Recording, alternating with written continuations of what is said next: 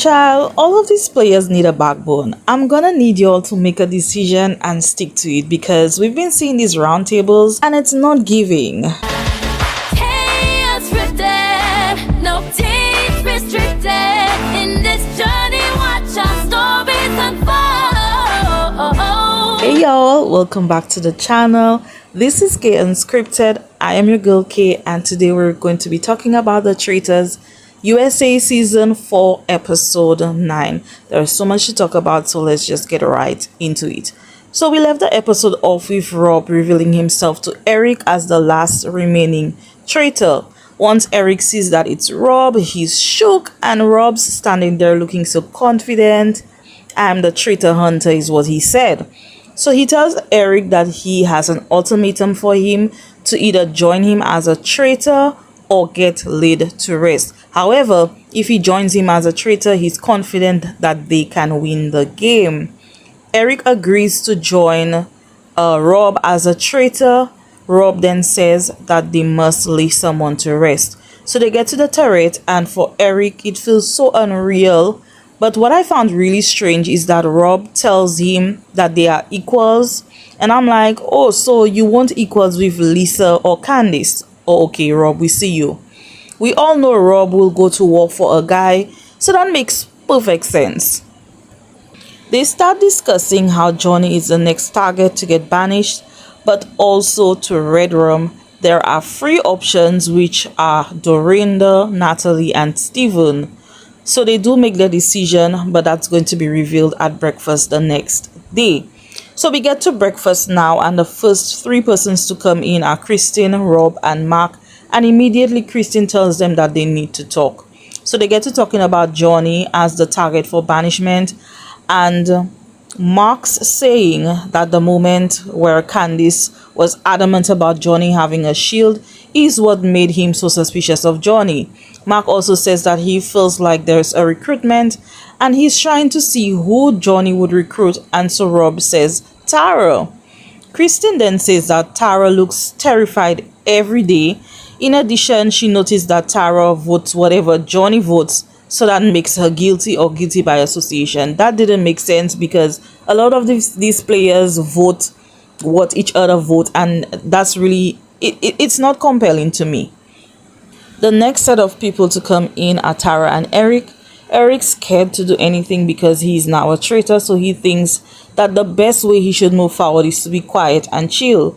Tara then asks their thoughts on whose name would come up at banishment, and of course she said she knows that Johnny's name came up, but since she's worked with him, her gut is saying no. Then the next persons to come in are Maura and Johnny. Maura's saying she misses Candice, and I'm like, girl, please, you know you don't miss Candice, be quiet. Anyways, Johnny's saying how it's so crazy to him that a traitor can be so close to a faithful and be sort of a blanket to that person, and he feels like an idiot because he never saw Candice as a traitor. So while they're waiting for the last three to come in, Maura out of the blue says she thought Rob would have been murdered because Candice wrote his name down to put a target on him. Now, she's not wrong about it, but like Candice said, they love drinking Rob's bathwater. So it's never going to stick to them that Rob can be a traitor. Rob gives an explanation, and to me it didn't really make sense, but I'm like, okay, whatever, Rob. So Natalie and Steven then walk into breakfast, and we now know that Dorinda was read on by the traitors. They all make a toast to Dorinda, and Rob had the nerve to say, oh, I miss Dorinda. Rob, he's definitely playing that game real good, and no one is even suspicious of him. It's crazy. Alan then walks into the room, and per usual, he tosses away the picture frame of Dorinda. He then gives them a hint for the next mission to think outside the box.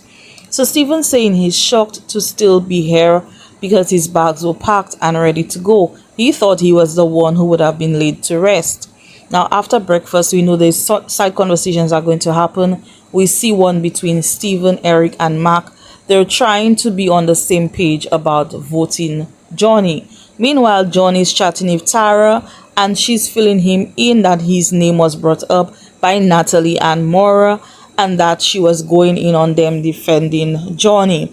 Johnny then tells Tara he's going to vote for Steven because, y'all, do y'all remember that time when Candice and Steven were talking and she asked Dorinda and Steven to excuse them because they were making their way to the same area that Candice and Steven were? Yeah, so he brought up that moment. So they're going to be putting the evidence together for a round table because they know that Johnny's name is being brought up by pretty much everyone.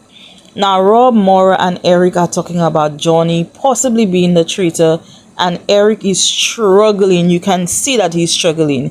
You could tell that there's something off about him, but Maura is just too Rob-struck to see what's happening. She's not paying attention to anything, right?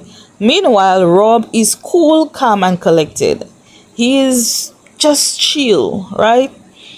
Tara then has a conversation with Christine. She's telling her that she trusts her and she has this strong gut feeling that the traitor can be Steven.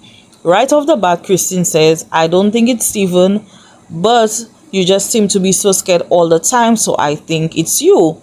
Tara's flabbergasted. She didn't see that coming, and she realizes that she trusts the wrong person.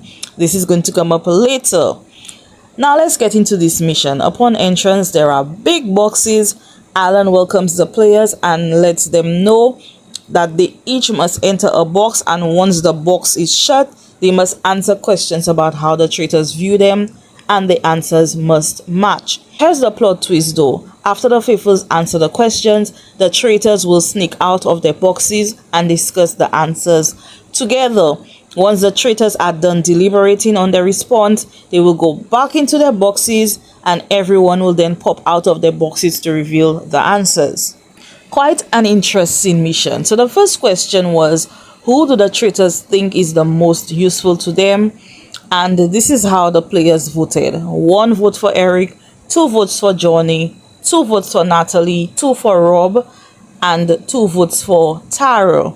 The traitors, however, chose Tara, and I feel like that was strategic because Johnny is already getting all of that heat, and he and Tara are besties, so that sends more signals to Johnny.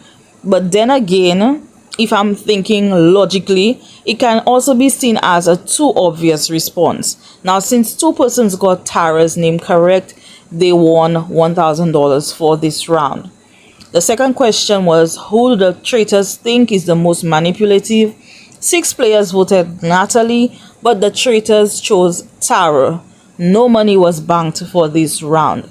The third question was, who do the traitors think doesn't deserve a place in the final? 5 votes went to Maura, but the traitors chose Tara again. And I just feel like this was such a dumb gameplay. 2 of the players matched the traitors' answers, which means that they banked $1,000 for this question.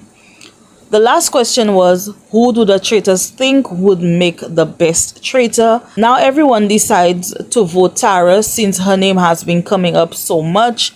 They pretty much put a target on Tara's name. So they decide that everyone is going to put Tara's name down so that they could win some money. But when everyone revealed their answers, Tara and Johnny were the only 2 who did not put Tara's name down, which sent more suspicion their way. They do win $5,500 for the entire mission. And finally, Alan says, we have one more question. Who do the traitors want to shortlist for Red Room tonight? They must decide immediately. We see the 2 traitors coming out of their box and they choose 4 names of the players to Red Room. Alan then asked everyone to come out of their boxes. The 4 players who came out of their boxes were Maura, Mark, Steven, Rob R, and Eric. So the 4 players locked in are Natalie, Johnny, Tara, and Christine, who made the short list to be Red Roomed. So the other players head back to the castle while the locked players remain a little longer. Then we see the locked players now reveal themselves and they too head back to the castle. On their drive back, Natalie is saying that it would be smart for the traitors to keep one of them locked in, right, into the boxes. But she doesn't think that's the gameplay the traitors went in. And so all she sees Johnny as is a faithful that is defeated. Now, once they get back to the castle, Natalie pulls Mark and Rob for a chat. She says they're the only two she can trust. Kristen also joins them, and she's saying she thinks it's Steven because Lisa, who was a traitor, gave him her rocks 2 missions ago. Mark says he thinks it's Johnny, but Natalie says she thinks Johnny is just defeated, but something is definitely off about Steven. Kristen, however, says she had a conversation with Tara earlier where she told her she doesn't really trust her, and coincidentally she ended up being locked in the box. Now Johnny and Tara are having a conversation. They're both just exchanging information and saying, hey, if they come for us, we're going to have each other's back, and they're just going to let everyone know how close they are. I don't think they should have done that because that throws so much more suspicion on them, but it is what it is, right? It's now round table time, and as usual, everyone is extremely nervous going in. Alan comes in and he gives his little speech and then tells the players it's now their moment to shine. Now, for the first time, we see Tyra kind of leading the conversation. She begins by saying that she and Johnny have a few things to bring to the table. She says, I can promise you that Johnny is not a traitor. So Maura's like, well, how do you promise? How can you make that promise? Now, it's funny to me how Maura's always jumping on the bandwagon, but never has a clue about anything that's happening right under her nose because she's so hypnotized by Rob's bathwater, okay? Maura is starting to annoy the hell out of me. I'm sorry, y'all. I hope I'm not the only one, but she never has a solid. She's always saying things that other people are saying. None of these players have a backbone, and I'm gonna need them to have a backbone, please. Sorry for ranting, but Johnny then explains that he and Tara have worked together for over a decade and they came from the Olympics background, so they rely on each other a lot. Mark then says that he works in a field where it's about partnership, but in the context of the game, he wouldn't be close to that person. Tara interrupts him by saying, well, I will blindly trust Johnny with my life. And Johnny says, so will I, because we're besties. We think the same way. Johnny then says the person he had in mind was Steven and points out that he saw Candice speaking to Steven and it looked like a traitor warning another traitor. Steven then says that argument is weak because Candice knew her name was thrown out there and she was just trying to see who can be on her side. Kristen then says she finds it funny that the moment she tells Tara that she doesn't trust her, she ends up on the list to be laid to rest, and they're backing up each other, so that makes her antennas up about both Tara and Johnny. Mark then gives his argument that Candice was pushing for Johnny to be in the art museum, and that rang an alarm to him. Johnny then says he's not a traitor, and Mark's like, well, defend yourself. Tell us why you're not a traitor. Johnny then says, well, I've never been the one to be out here shouting that I'm a faithful, but I see how it can look with Candice wanting me to be in there to probably give her information. He said his whole life he's been taken advantage of, and he's just a nice guy. Now, do I feel like that was enough? No, but I guess he tried his best, right? Mark continues to say that in the mission, they all decided to vote for Tara to win some money, and everyone went along with the plan except Johnny and Tara. So again, more suspicion on these two. Johnny said that because he plays poorly, it doesn't make him a traitor. Then we hear from Natalie that she thinks it's Steven and give her reasons, one being the Lisa thing with the gold, and then at breakfast she feels like he seemed fake by saying his bags were packed and he was thinking that he would have been the one red run by the traitors. Steven says that this was all random, and he says to Natalie that she's backing up the wrong tree, and if she keeps coming for him, then he would have to put her name down as a traitor. Now Alan interrupts them by saying it's time for them to vote, but also asks if the person who has the dagger would like to use it at this round table or the next one. Natalie kind of whispers to Rob and kind of forces him to say that he has the dagger, but he still doesn't use the dagger.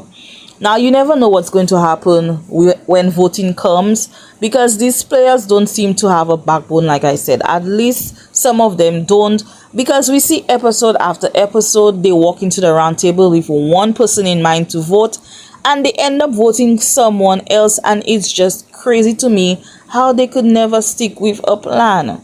But in the end, they decided to banish Stephen, which we know is a faithful, but at the moment of truth, he reveals to them that he is a faithful. Now, everyone looks so disappointed. Alan then reminds them of the shortlisted players up to be Red Rum. So, Kristen, Eric, Rob, Maura, and Natalie are in the kitchen, and Eric saying that they were going to vote for Johnny, but the votes ended up being swung. Maura says, if you notice, this keeps happening all the time. Christine then clocks Eric and tells him, what's going on with you? You've been super quiet, and that's just not like you to have nothing to say. Speak up, Eric, say something. Now, I don't know why Christine is giving Eric so much pressure, because he decided to vote for Stephen and not Johnny. He wasn't the only one who shifted their vote, but we only see her calling out Eric. What about Rob? You didn't give him pressure. You didn't say anything to Rob, and he too shifted his vote. So I don't know why she's giving Eric so much smoke and not giving any to Rob. So she walks into a room with Mark and Rob and says that she doesn't trust Eric. He needs to have his own opinion, and it's becoming a little too much. So if she ends up being red rummed, look out for Eric. Child, the dramatics. Little does she know she's speaking to a traitor. Right? Now we get to the turret with Rob and Eric, and I want y'all to pay attention to how this conversation goes down between these two guys compared to Rob and the previous traitors. Immediately as Eric says that Christine is onto him, Rob also immediately shares with Eric that Christine finds him suspicious. Y'all see that, right? Okay. So they deliberate on who they think they're going to red rum, and I think the best person that they should choose is Natalie. Now, when they discuss Christine, Rob saying that he's going to have to convince Christine that he's not a traitor. This is what he's saying to Eric. Eric then says, well, as long as you back me up with Mark, and he's like, yeah, I will. You'll keep the difference again, right? Okay, let's keep that in mind. Let that simmer, let that settle with us. Okay, now the 4 players that were shortlisted must head to the castle's dungeon. They each will have a jack-in-the-box in the front of them. Once they spin it, if a traitor comes out, they were the ones selected to be laid to rest. Of course, the players sent to rest in peace will be revealed in the next episode, but that's all we get to see, you guys, for this episode. We've come to the end of episode 9 of the Traitors USA season 4. I'd like to hear your thoughts on this episode. Do you think Eric can pull off being a traitor, or do you think he will get caught? Who do you think will be laid to rest? I think it's Natalie, but you share your thoughts with me in the comments. And while you're at it, please go ahead and like this video, share it with a friend, subscribe to the channel, and I'll see you all in the next one. Bye.